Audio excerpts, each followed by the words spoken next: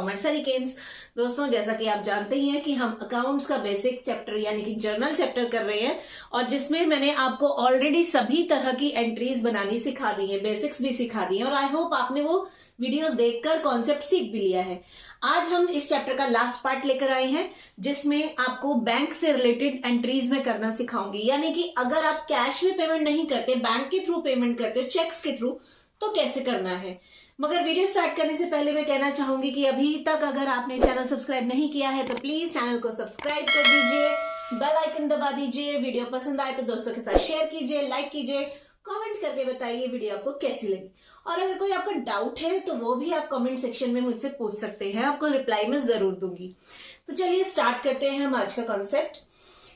अगर आप चेक के थ्रू पेमेंट कर रहे हो तो ऑब्वियस सी बात है कि बिजनेस से कैश नहीं जा रहा, बिजनेस से बैंक के थ्रू पेमेंट हो रही है। तो ऐसी कंडीशन में हर एंट्री में आपको बैंक यूज करना है क्योंकि बिजनेस से कैश तो गया ही नहीं। अब इसकी एंट्रीज कैसे होंगी? Payments made by cheque. किसी भी चीज की पेमेंट अगर आप चेक से कर रहे हो, पेमेंट चाहे आप गुड्स खरीदते समय कर रहे हैं, चाहे आप सैलरी की पेमेंट कर रहे हैं, रेंट दे रहे हो, इंटरेस्ट दे रहे हो, एडवर्टीजमेंट एक्सपेंस कर रहे हो, कोई भी चीज अगर आप चेक के थ्रू कर रहे हो तो एंट्री में बैंक वर्ड यूज होगा। जैसे कि अगर मैं रेंट पे करती हूं तो क्या होगा? रेंट क्या है? जल्दी से याद कीजिए, मैंने आपको प्रीवियस वीडियोस में बताया था। अगर आपको याद नहीं है तो प्लीज आप पहले वो वीडियोस देखिए, उसके बाद इस कॉन्सेप्ट को समझना। रेंट एक तरह का एक्सपेंस है ना बिजनेस के लिए, और एक्सपेंस है यानी नॉमिनल अकाउंट है। नॉमिनल अकाउंट का रूल क्या था? जल्दी से बताइए। जी हाँ, बिल्कुल सही, debit all the expenses and losses, credit all income and gain. अब ये एक्सपेंस है यानी इसको तो डेबिट करना है ना। और पेमेंट जो है हम चेक से कर रहे हैं यानी बैंक के थ्रू पेमेंट हो रही है। और बैंक क्या है? एक फर्म है, एक इंस्टीट्यूट है ना, सॉरी फर्म नहीं, इंस्टीट्यूट है। और फर्म पर्सनल अकाउंट है और रियल रूल क्या कहता है? Debit the receiver, credit the giver. ठीक है, तो बैंक के थ्रू अगर आप पेमेंट कर रहे हो तो पेमेंट करने वाली पार्टी है बैंक, यानी बैंक गिवर है। तो जनरल एंट्री क्या बनेगी? Rent account debit to bank. अगर आप सैलरी पे कर रहे हैं तो एंट्री क्या बनेगी? सैलरी एक्सपेंस है इसीलिए उसको डेबिट कर दीजिए, salary account debit to bank, क्योंकि बैंक के थ्रू पेमेंट हुई है, बैंक गिवर है। ठीक है, अगर आप गुड्स खरीदते हैं आपकी एंट्री क्या होती है?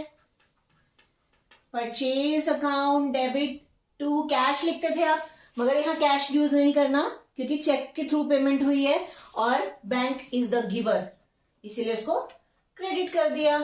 ठीक है, तो समझ गए कि कोई भी चीज की पेमेंट अगर आप चेक के थ्रू कर रहे हो, बैंक के थ्रू कर रहे हो, तो हर एंट्री में उस बैंक वर्ड यूज करना है, अदरवाइज कैश होता है। नेक्स्ट कॉन्सेप्ट है पेमेंट्स रिसीव थ्रू चेक। अगर आप चेक के थ्रू पेमेंट रिसीव कर रहे हैं तब क्या करेंगे? तब भी ऑब्वियसली फर्म के पास कैश तो नहीं आएगा। अगर आप चेक के थ्रू पेमेंट रिसीव कर रहे हो तो आपके पास तो एक पीस ऑफ पेपर आएगा, चेक आएगा, जिसको आप बैंक में डालेंगे और फिर वो कैश होगा। ठीक है, तो यानी कि इस कंडीशन में रिसीवर कौन है? बैंक है, क्योंकि आपने चेक लिया, बैंक को दे दिया, बैंक के पास चेक चला गया। ठीक है, तो जब भी आप कोई चीज रिसीव करेंगे वहां हर जगह बैंक वर्ड यूज करना है। जैसे कि अगर आपको इंटरेस्ट मिला है, ठीक है, या आपको कमीशन मिला है, आपको तो फायदा हुआ है, इंटरेस्ट मिल रहा है, कमीशन मिल रहा है, ये आपके लिए इनकम है। ठीक है, और रूल कहता है debit all expenses and credit all the incomes, यानी ये सारी चीजें क्रेडिट हो जाएंगी, है ना, ये सारी इनकम्स क्रेडिट हो जाएंगी। और ये क्रेडिट किसके थ्रू हो रही है? चेक के थ्रू, यानी कि बैंक में इसकी अमाउंट जा रही है तो एंट्री में बैंक आएगा। देखिए इस तरीके से जब आपको इंटरेस्ट रिसीव होगा आप करेंगे bank account debit to interest received. अगर कमीशन मिला है तो bank account debit to commission received. ठीक है, आप चाहे तो इसका स्क्रीनशॉट ले लीजिए फटाफट से, इस तरीके से एंट्री बनेगी। और अगर आपने जो पेमेंट रिसीव किया है वो सेल्स के थ्रू किया है, मतलब आपने किसी को सामान बेचा, सपोज आपने गुड्स सोल्ड किए, ठीक है, 20,000 के, और जो पेमेंट है वो आपने रिसीव्ड किया है चेक से, तो क्या करेंगे आप? जब आप सामान बेचते हैं कैश हमारे पास आता है, बट अब कैश तो नहीं आ रहा, तो चेक आ रहा है, यानी हमें बैंक वर्ड यूज करना है। जहां पे भी चेक आ गया बैंक के थ्रू एंट्री होगी। तो आपकी जर्नल एंट्री बन जाएगी bank account debit to sales 20,000। ठीक है, तो आई थिंक आप समझ गए हो कि किस तरीके से आपको चेक की एंट्रीज करनी है। अब इसका हम नेक्स्ट देख लेते हैं, एक और क्वेश्चन है इसमें। नेक्स्ट पॉइंट है हमारे पास कैश डिपॉजिटेड इन बैंक।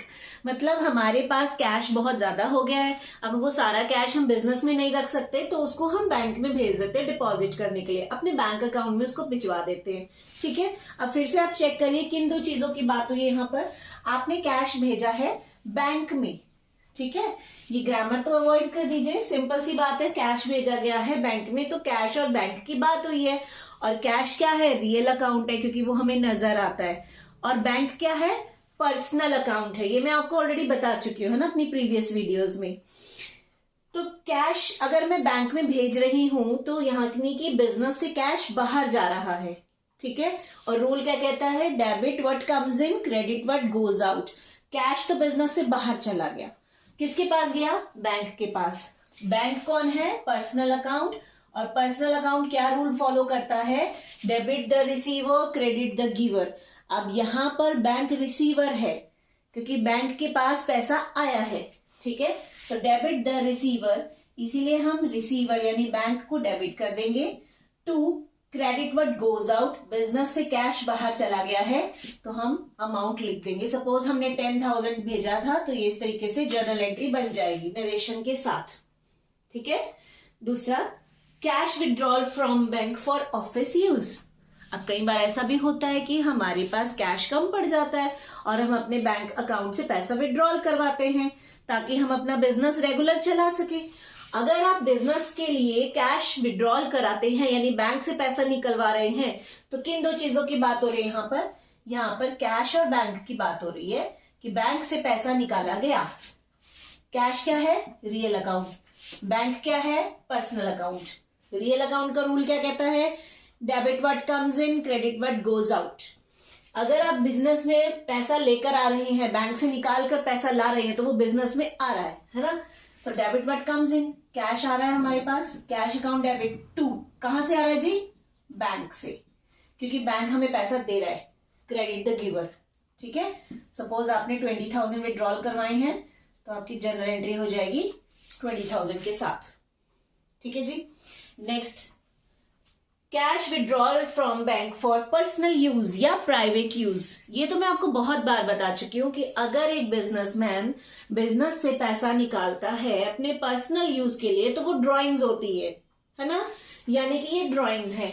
और हम जानते हैं कि ड्राइंग्स का डेबिट बैलेंस होता है, तो हम लिखेंगे ड्राइंग्स अकाउंट डेबिट टू।